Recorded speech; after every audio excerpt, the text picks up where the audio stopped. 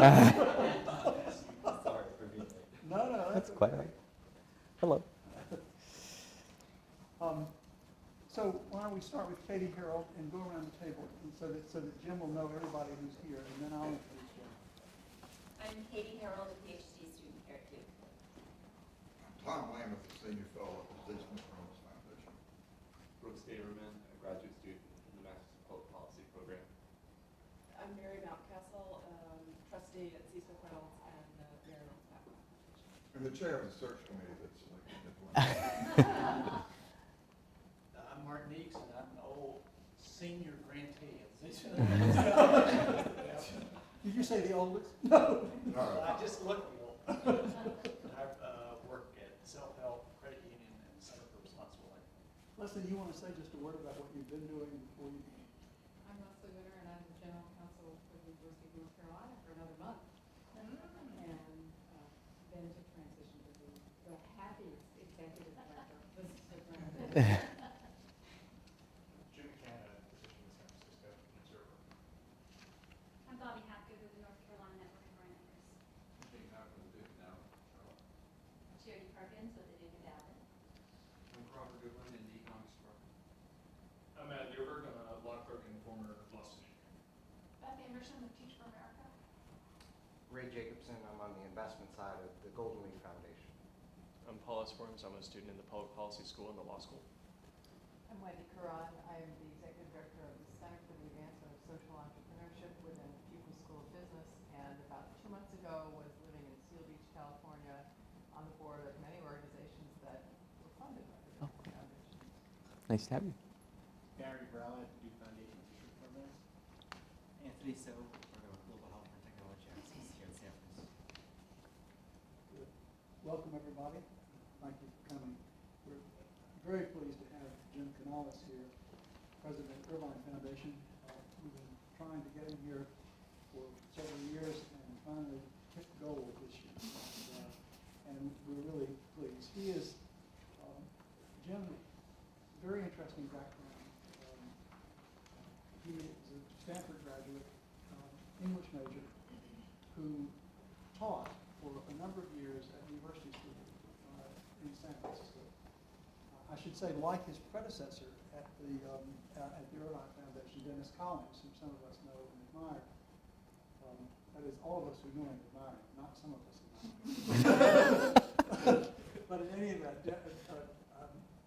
Jim worked very closely with Dennis during part of the period of time that Dennis was running the foundation, and now has succeeded him in the presidency of the Irvine Foundation.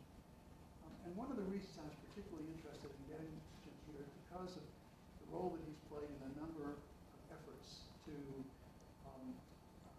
focus on accountability, more effective foundation decision making.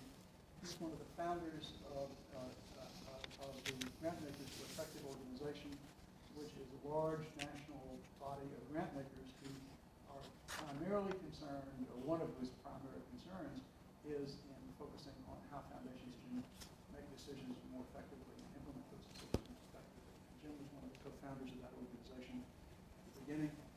He is a trustee at Stanford. He has been one of the mainstays in supporting the work of the Center for Effective Philanthropy. Those of you who have heard me speak here before know how I feel about foundations' unwillingness to share their failures with the public.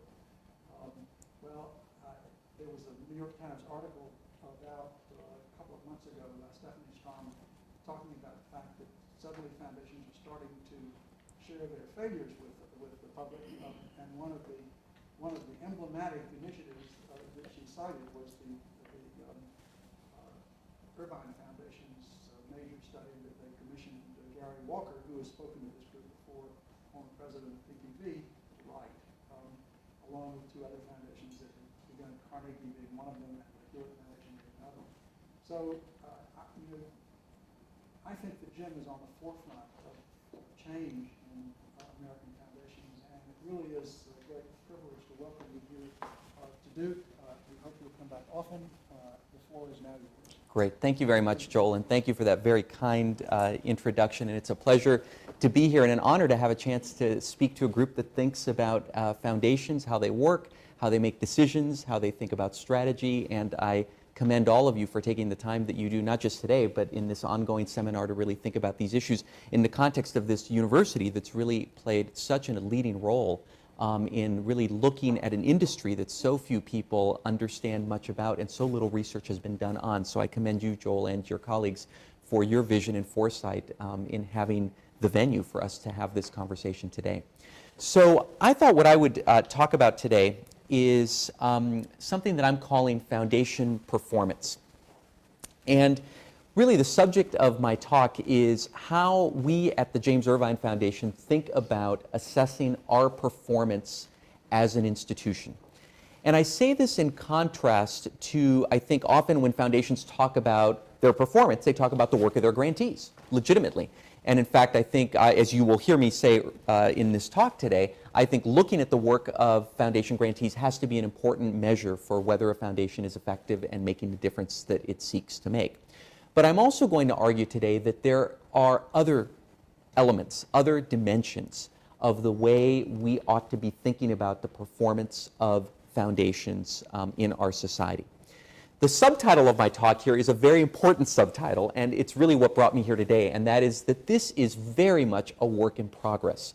What I'm sharing with you today are some early ideas that we have developed at the Irvine Foundation and have put in place, and it's really my hope that in the conversation today, and I'll selfishly say part of the reason I wanted to come is because this is a work in progress and because all of you are so smart on these subjects, I really hope that when we get to the question and answer period, it's less questions for me and answers that I might have, but more of a conversation about the ways we might extend and build on some of the ideas that I'd like to share with you today. So that's really the context. Let me give you a little bit of background about the James Irvine Foundation, just so that you've got that as context. The foundation was founded in 1937, really with only one mandate by the agricultural pioneer James Irvine, and that was to promote the general welfare of the people of California. We are the largest multi-issue foundation in California. Now, what exactly does that mean? There are certainly other foundations in California that are larger than we are. The Hewlett Foundation, the Packard Foundation, the Moore Foundation, all foundations that we partner with on various initiatives. But we are the largest foundation that is focused solely on California that really spans a range of issues. So it gives us a unique view, which I'll turn to in a few minutes. Today we have over $1.9 billion in assets. Our grant making is $75 million this year, which, by the way, represents a significant increase from the time when I assumed the presidency of the foundation. When I was named president in May of 2003, we were giving away about $50 million a year. So we've had about a 50% growth in our grant making just over the last 4 years. I will take no credit for that. That is a product of the market and some wise investment decisions that have been made by our board over time. But clearly, we have benefited, and obviously those that we support have benefited from that. And in our history, we've provided over $1 billion in grants to over 3,000 organizations in California. I'll spend just a minute on the mission and goals of the foundation because I think it provides an important basis for what you will hear me talk about today. The mission is to expand opportunity for the people of California, and we're very much focused on James Irvine's mandate to promote the welfare. And today we have interpreted that mandate to really seek on this idea of expanding opportunity. And when you look at the specific goals, which I'm not going to read to you because you can see them there, I think you will see that undergirding all of these is a real focus on low-income, disenfranchised, disadvantaged populations in the state. And as I talk about some of our programmatic work, I hope you will see how this mission really does get manifested in terms of the day-to-day work that we do at the foundation. So let me talk for a moment about who the people of California are. And let me tell you why I'd like to do this. I know that the subject of this seminar is how foundations make decisions. And I'd like to talk about who the people of California are because this data about who the people of California are and how this was going to change over the next 30 to 40 years was a fundamental driver in setting our strategy at the foundation. We looked at what the state was going to look like, what kind of population shifts we were going to see in terms of the demography of the state, as well as where people were going to live in the state. I'm going to share a little bit of that data with you today because I think it gives you a bit of a window into the ways in which it informed the strategy of the foundation. So if we took California's 36 million people today and we said they're represented by 100 individuals, this is what that group of 100 would look like. 44 are non-Hispanic whites, and as many of you know, California has joined the small list of states that are now majority-minority, and this data obviously supports that. 35 are Latino, 12 are Asian, 6 African American, 2 are multiracial, and 1 is American Indian. What's important about this data is that when you look at this data point over the next 45 years, say to the year 2050, what you will see is that these 4 categories, Asian down through American Indian, remain relatively flat on a percentage basis. So those percentages for California's population are not going to change in really any profound way over the next 45 years. As California's population goes from 36 million to 59 million in the year 2050. 36 million to 59 million in the year 2050. What will change, however, is that these 2 main categories right now of non-Hispanic white and Latino are going to cross in opposite directions over that 45-year period, such that by the year 2020, 38% will be non-Hispanic white and 41% will be Latino. And then those numbers by 2050 will go to 27% non-Hispanic white, 52% Latino. Latinos will comprise the majority of California by the year of 2050. In addition, a couple of other things to consider. Of these 100 Californians today, 47 of them live in the Los Angeles metropolitan area. You think of California as this huge state, but half the state resides in the greater LA region. 41 speak a language other than English at home. Fully 2/5 of the state.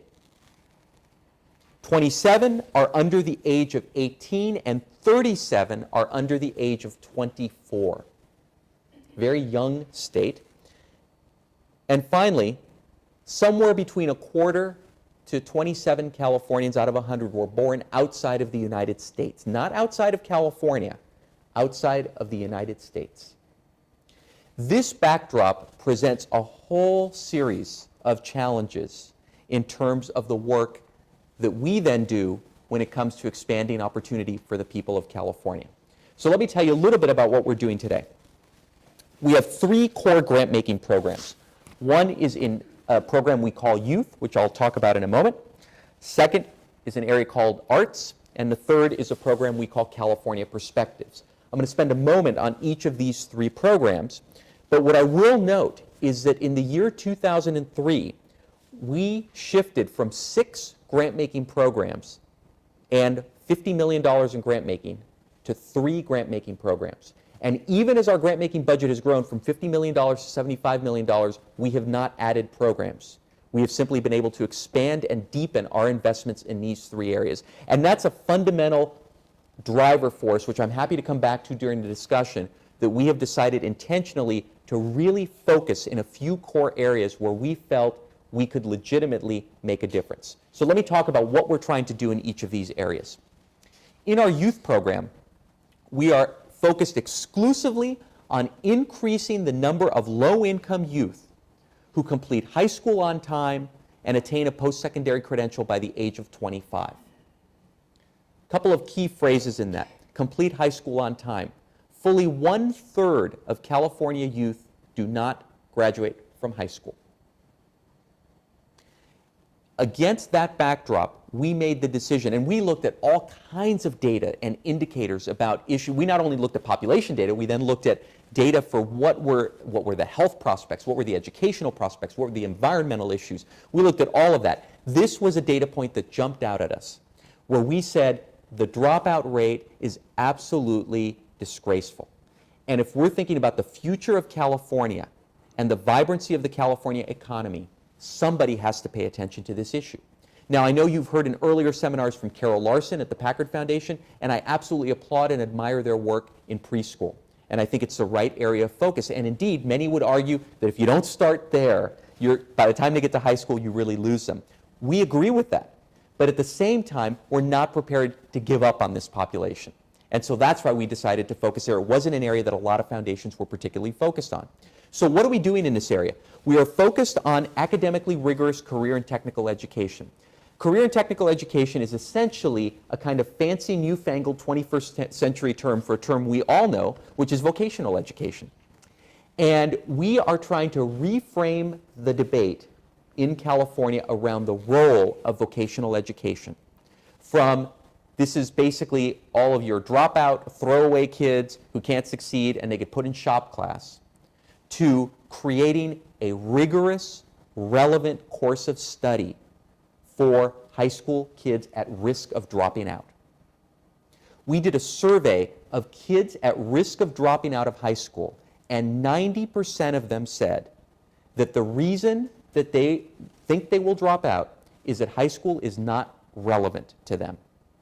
So we made the decision to focus primarily on how we could create curricula that were more relevant to this particular population at risk of dropping out. And we're doing a whole range of efforts, from demonstration projects, from engaging at the policy level, from funding research, from trying to increase public understanding of the dropout issue.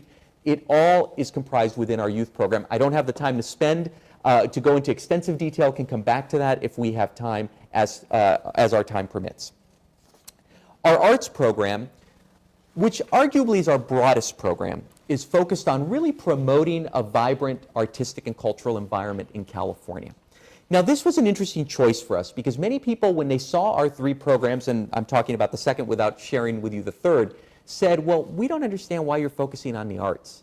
There are health needs in California, there are environmental needs in California, there are economic development needs in California, and those needs are far more pressing for the population that you're seeking to serve. And our response has been that given the demography of the state and the kind of diversity that we are currently experiencing and will continue to experience, if we cannot help this population to understand one another, to be able to live and work with one another, we're missing an opportunity, and we view the arts as a critical tool for doing that. And this is from community-based local arts organizations that have Hmong populations doing dances in their community, all the way through this wonderful building here, which, if you don't recognize it, is Walt Disney Concert Hall in Los Angeles, where we're helping the LA Philharmonic to think about how it is going to remain a relevant institution in the 21st century, given the change in demography of the state. That's the range of the arts program. Big set of issues focused on creativity, thinking about cultural participation, and also arts leadership, and I'd be happy to come back to that if that's of interest. Finally, in California Perspectives, this is really, I think, the program that has been the most elusive to people. But we've characterized it as really thinking about how we might improve decision-making in California on big issues by informing public understanding, promoting civic participation, and encouraging more effective state governance. And the particular focus has been on our governance system. I don't know how much you follow California's governance system, but it is absolutely broken. It is absolutely not the model for the way state government ought to run, from a whole range of perspectives and a whole set of issues. And again, I don't think we're trying to persuade ourselves that we're going to make the difference on all of those issues, but we are making some modest attempts to try to attack the system of governance that we have that is clearly working at odds with what we're trying to do in terms of serving the populations that we're interested in. So the focus of California Perspectives is really about thinking about how we can infuse new ideas and perspectives into the way we do governance in California. So we, for instance, have been a major funder of the New America Foundation and their work on, for example, instant voter runoff. This idea that by giving people ranked choices in elections, you are actually able to produce a better outcome than by doing the constant runoffs that you do, which ultimately only creates greater polarization. We're looking deeply at redistricting as an area that we think is a fundamental shift that California has to make. The way that California's districts are drawn encourages polarization. It encourages the districts that are drawn for democratic outcomes to go further to the left. It encourages those that are drawn in order to encourage Republican outcomes, to go further to the right, and then you wonder why it's a big surprise when you bring those groups to Sacramento together to work together on issues, why they can't come to any agreement. We are persuaded that redistricting is one of the solutions to this. Again, I can come back to that a little later. We're also doing a lot of work in terms of mobilization, community organizing, which really builds on a long legacy that the foundation has had in the area of community mobilization. Let me just spend one moment on 4 cross-cutting grant-making principles that infuse all of the grant-making that we do. And this is something Jean and I talk about from time to time, which is when you have a number of divisions in a foundation, how is it that you discourage siloization? And how is it that you get them to actually integrate with one another? Well, one of the ways is by being very explicit about a set of principles that articulate how it is you do your work as a foundation that you expect to be manifested across all of those programs. We have 4 of them. One is this notion of focusing on place. We are a regional grant-making institution. We are focused on California. We think quite a bit about how it is we work in certain places in California. I'm going to turn to this in a moment, so just put that idea on pause. The second is to build leadership. All of us have seen the studies about the importance of leadership to the success of nonprofit organizations. And we think intentionally in all of our programs about the ways we can fund efforts that are intentionally building leadership within those fields. Whether it's building new leadership that is going to come in and lead those fields going forward, whether it's finding ways to support existing leadership and nurture those who are in leadership roles. One of the things we inaugurated 2 years ago is something we call the Fund for Leadership Advancement.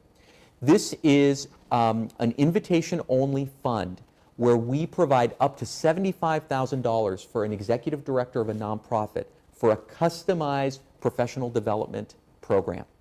Customized meaning that we have an executive coach who goes and meets with them to develop a leadership plan over 12 to 24 months.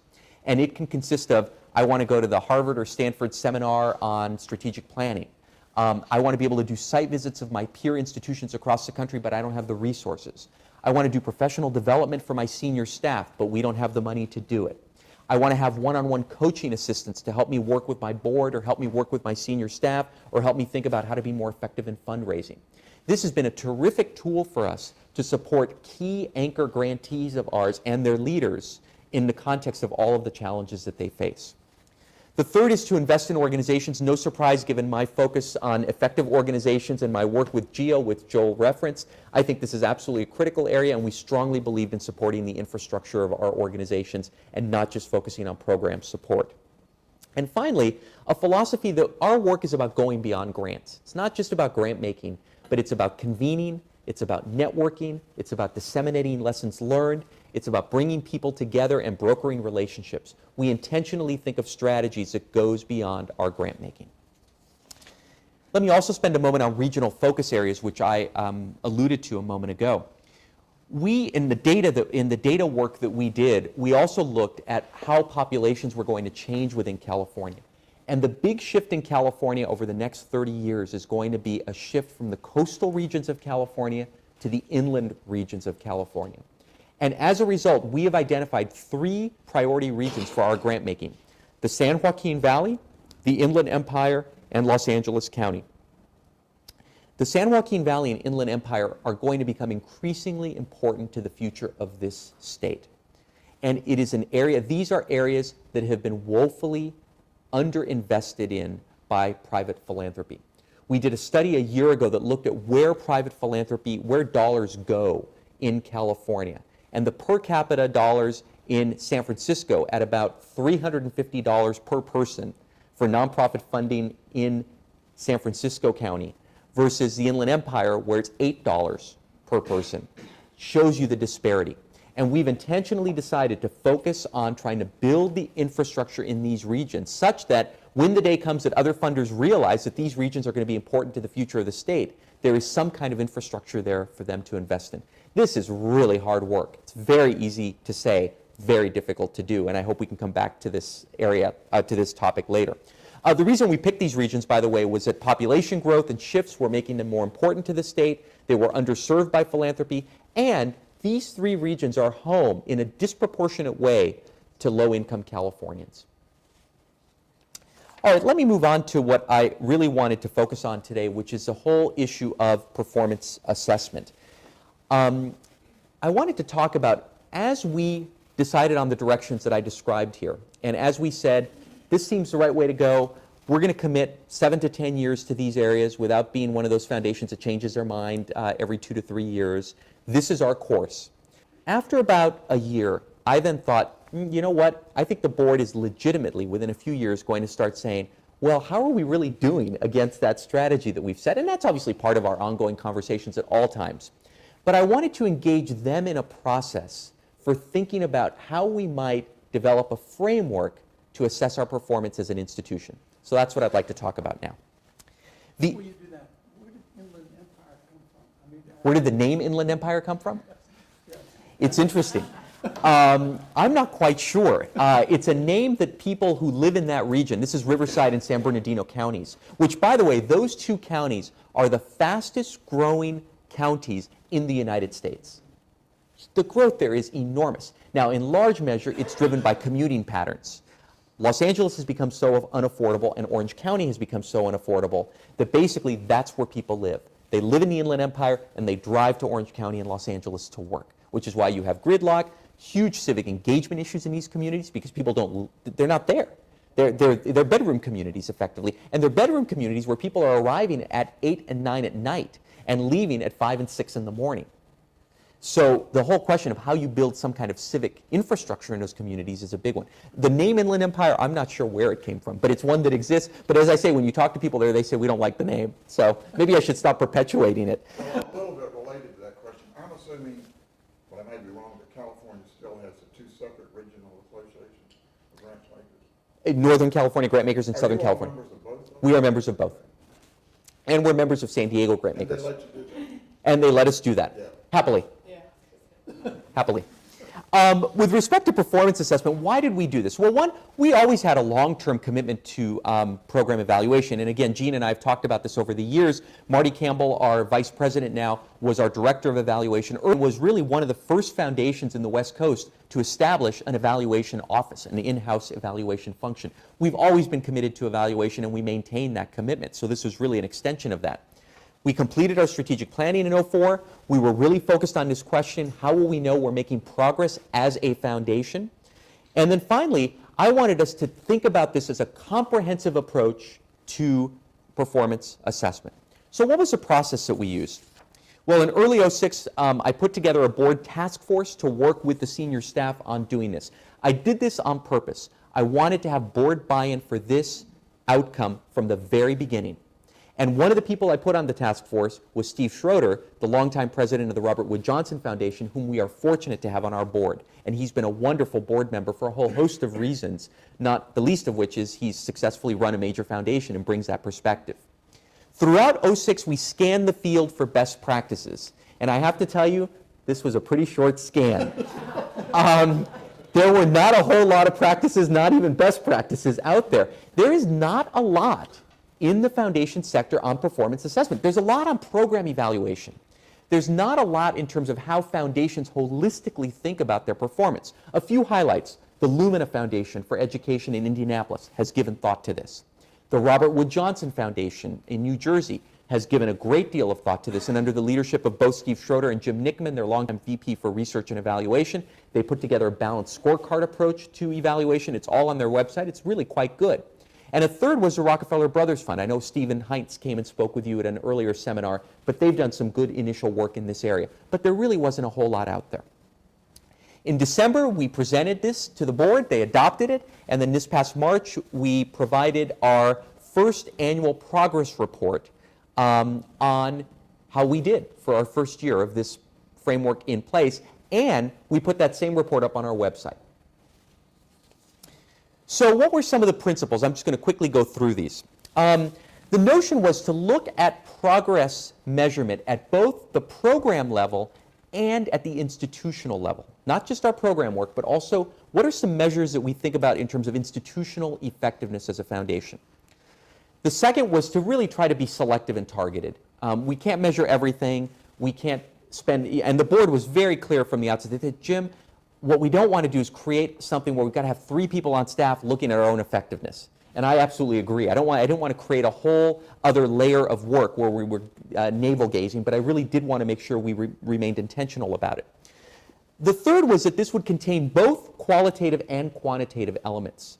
So numerical, things that we could measure, as well as things that would be more difficult to measure.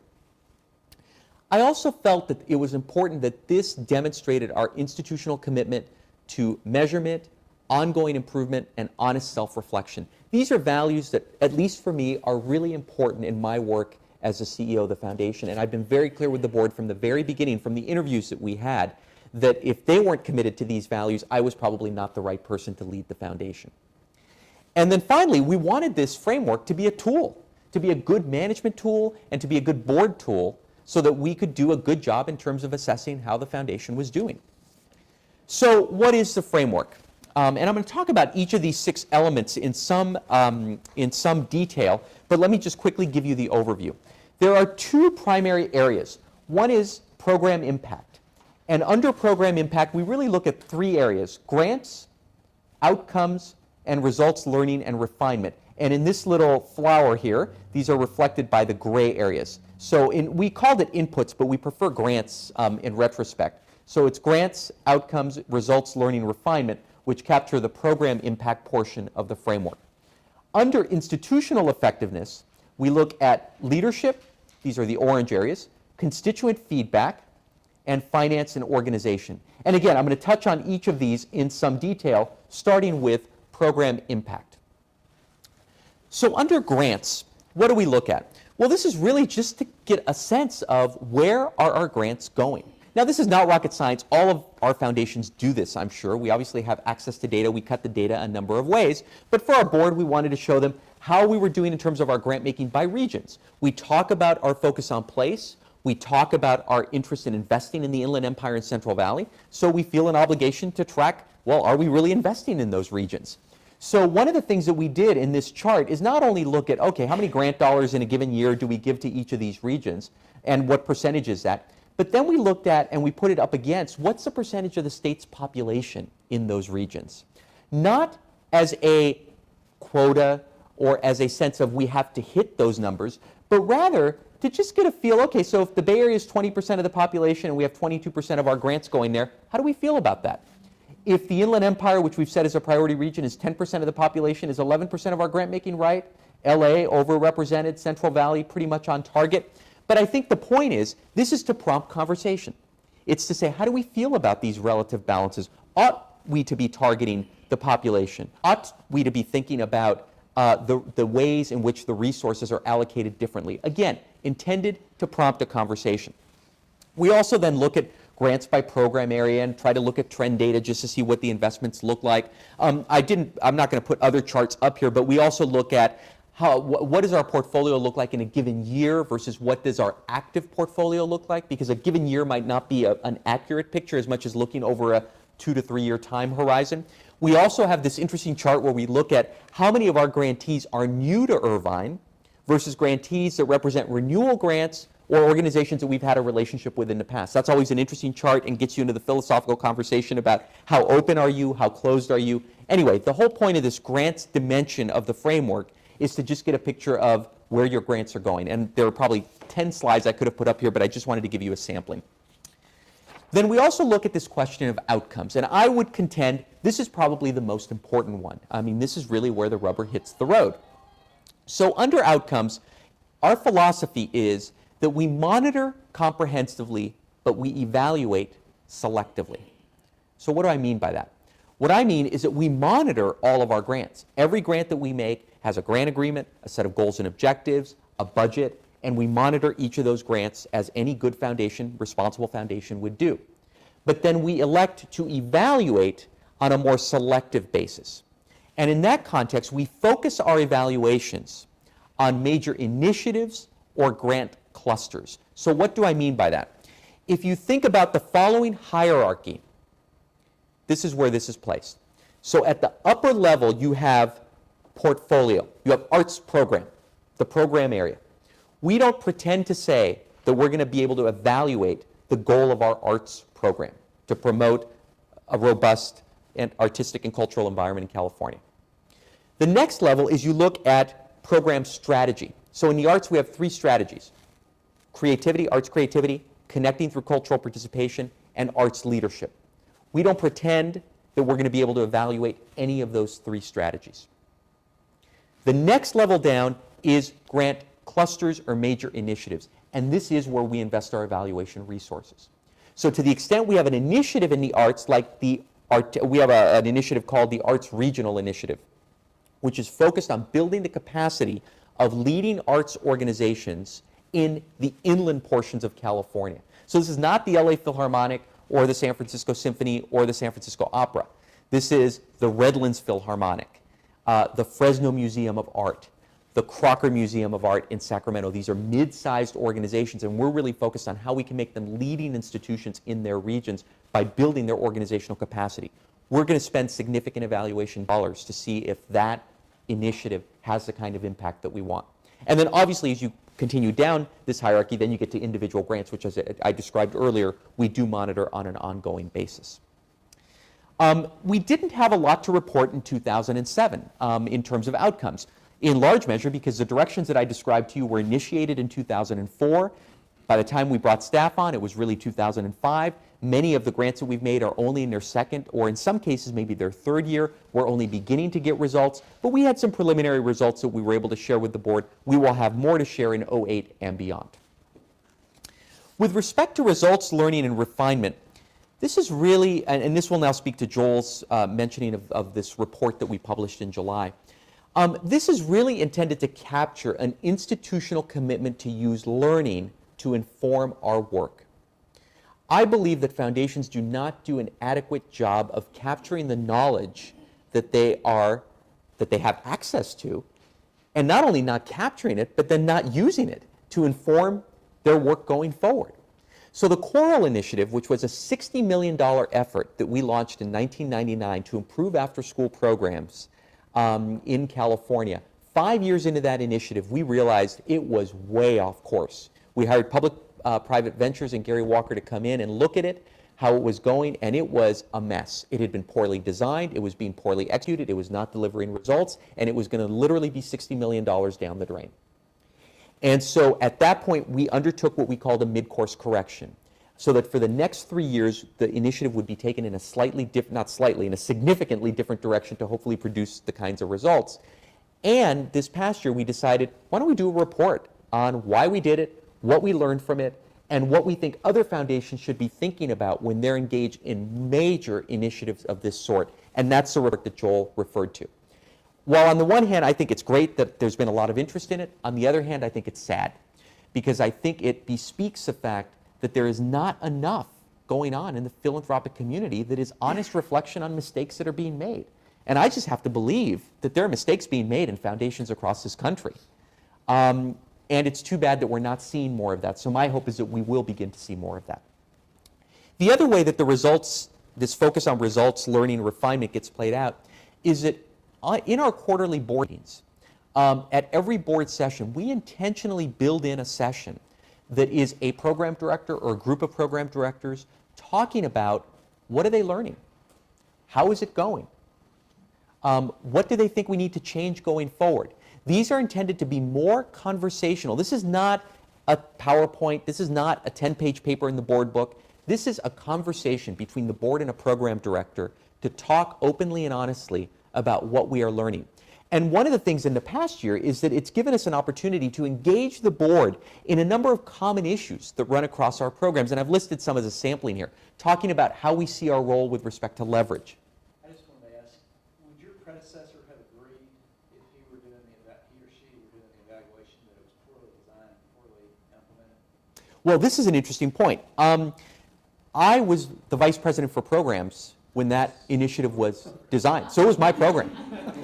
And in some respects, this is a really important point, in some respects, it gave us much more credibility because foundation presidents are really great at talking about the mistakes that their predecessors have made.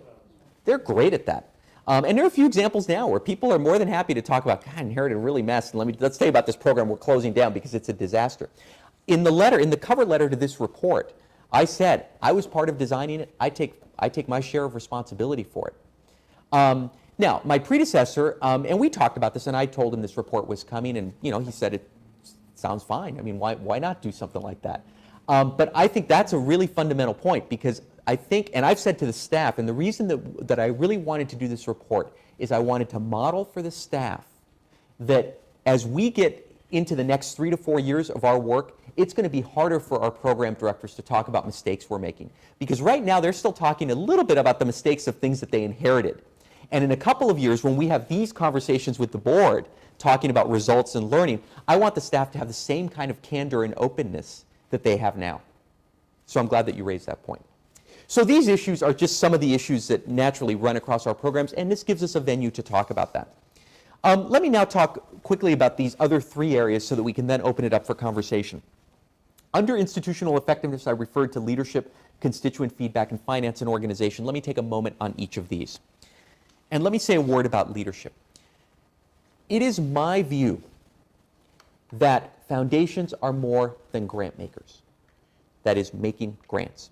And that one of the key roles that we have as foundations is to frame and deepen understanding of the key issues in the communities we're looking to serve. And for me, this gets played out in how we think about our leadership role. And it's very important to know, when I talk about Irvine playing a leadership role, this is not about ego, this is not about institutional self-promotion. This is about fulfilling our mandate as a public service institution to play a role to frame and deepen understanding of key issues that are facing the state. So for example, this gets played out in a couple of ways. I try to be fairly active in writing op-eds. This is an op-ed that appeared in the February '06 San Francisco Chronicle. And we try to place maybe 3 op-eds a year in the Chronicle, the Bee, the LA Times. And again, it's not about, I don't really care about getting my byline out there. But the point is, if the Irvine Foundation, which is viewed as a fairly respected institution in California, is really wanting to make a statement on some issue critical to the future of the state, perhaps some people might pay attention to that. I'm not overstating our role, but what I'm saying is we're trying to figure out what are the different strategies that we can play to draw attention to the issues that we care deeply about. This report on the left, Critical Issues Facing the Arts in California, we commissioned that last year because we were deeply concerned about all of the challenges facing the arts. And I'll just highlight one. In the year 2000, the California Arts Council, the state granting agency for the arts, was giving away $33 million in grants to arts organizations in California. In 2005, that number was $1 million. That is a huge blow, particularly to mid-sized and small arts organizations in California. And there were all kinds of other forces at work that were besieging the arts field. So we commissioned Holly Sidford, a very well-respected leader in the arts sector, whom some of you may know from her work at Ford, to do this report on critical issues.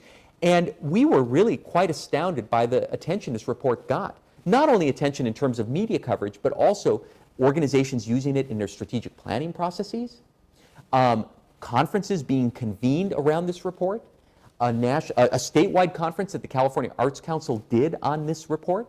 It was really trying to say this is an effort on our part to make sure that others are paying attention to these issues that are going to be critical to the future of California. These are just a couple of examples. There are many others.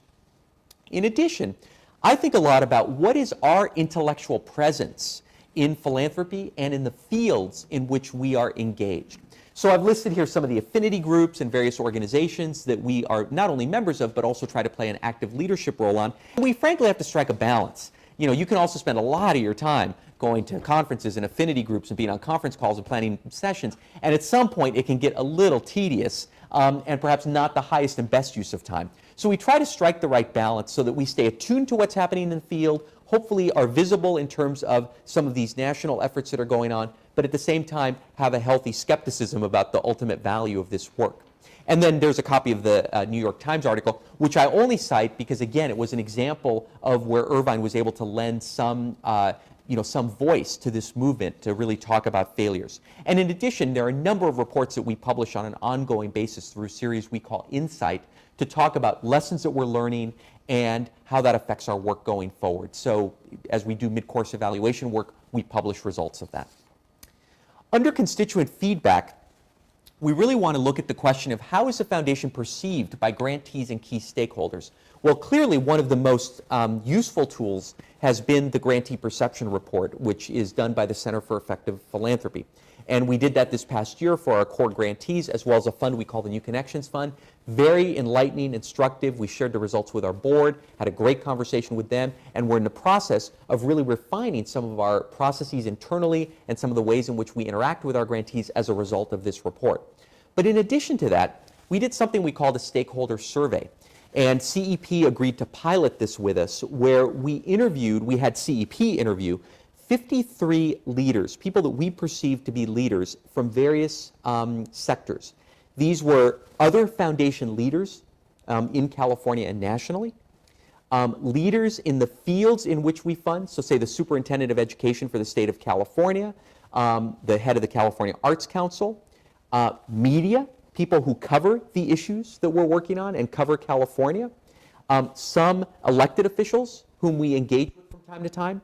And really the interview protocol was really about getting us a baseline sense of how Irvine is perceived along a number of measures, with the idea that we would repeat this survey every 2 to 3 years to see how the perception of the foundation has shifted. Not just looking at our grantees, but also looking at some of these other important stakeholders. And then finally, in finance and organization, obviously there are a number of quantitative measures you can look at. We can look at investment performance, we look at asset allocation, we can look at grants authorized, we can look at ratios for our how our program costs are as a ratio of our grant making, which is an important ratio that I know many foundations look at. But in addition to those numerical things, we also look at issues like staff and board demographics. If we purport to benefit the people of California, and we saw what the people of California look like, I think it's a legitimate question to say, well, what does your board and staff look like? And we keep those numbers in front of the board every year. And I'm focused on those numbers on an ongoing basis every time we have a vacancy. I'm proud to say right now 45% of our staff are people of color. On the program staff, it's closer to 65%, which really are the program staff are the people who are out in the field. Our board is 43% people of color. These are issues that we have focused on, we have worked on, we have developed strategies to ensure that we maintain that kind of representation, and it's an area that we want to continually report back on, because frankly, if you have to report back on it, it's going to hold your feet to the fire. In addition to that, we look at and we report to the board on why our staff is leaving. We want to be sure that when staff are leaving the foundation, it's for reasons that are legitimate for their leaving and not a reflection of problems with the culture, problems with the organization, other barriers that we may have created in terms of retaining a great staff. And clearly, it is absolutely a given that the work of this foundation is really about the quality of the staff that you have. I think that's true for any foundation especially. And then we also try to report to the board really in a more, I think, qualitative way about the culture of the organization, how the organization is, how things are feeling in the organization, what we're working on, how we spend time in terms of professional development and continuing education opportunities for our staff. This is an important area for us to remain focused on. So that's the framework. What I want to end with, and then open it up for conversation, though I'd like this to really inform the conversation, is 6 questions that I thought this group might help me to think about. 6 questions that, for me, are challenges as I think about this framework. Now that we've been a year into it, and we're moving into the second year, what are some of the challenges that I'm seeing from my perch as it relates to this framework? Number 1, should we be developing some kind of synthesis or overall summary? I think the board is sort of hungering from looking at a report that is about 25 slides that looks at each of those 6 areas and is saying, okay, well, that's kind of nice, but Jim, how do you make sense of all of that? What is sort of the synthesis that captures, if you will, the state of the foundation, the health of the foundation? Second, are some of the areas of the framework more important? And if so, how do we present that? Right now, it's presented in a way that sort of suggests an equality amongst these 6 areas. And even the report, which, by the way, I have a copy of, I didn't bring copies for everyone, but I have a copy of the report, which, as I said, is some 25 slides that we presented to the board. It can somehow suggest, again, an equality across these areas that may or may not be right. Third issue, how should we think about the intangibles that can be difficult to measure? The foundation's reputation, its brand, and its relationships. I think these are intangible areas, and I'm not quite sure how we think about measuring these things. And then the final 3 questions. How do we reconcile annual progress reports, that is looking at this once a year, with really long-term, difficult, nuanced, intractable issues that we work on? Does the idea of reporting on an annual basis somehow suggest that we can actually make progress on these issues on an annual basis? Does this approach increase transparency about Irvine, or is it too insider baseball? You know, we put this up on our website and people are going to say, geez, they're spending money and devoting time and spending, you know, we've got needs in the community in California, and these guys are sitting around, you know, looking at their navels up on the 34th floor of a high-rise thinking about themselves. I think it's a real concern that I constantly struggle with. And then finally, and this is one where I think this group could be especially helpful, what do you think should be our contribution to the field on these issues? Does anybody care about this stuff? Is it worth talking about it? Or is it better to say, hey, you know, you guys go on ahead, continue doing your good work there, and, but this is really not something that's going to be of great interest. So those are the issues that I present for us to talk about, but I'm happy to talk about anything else. And I guess I should have said this at the outset. I do have copies of the presentation, so my sincere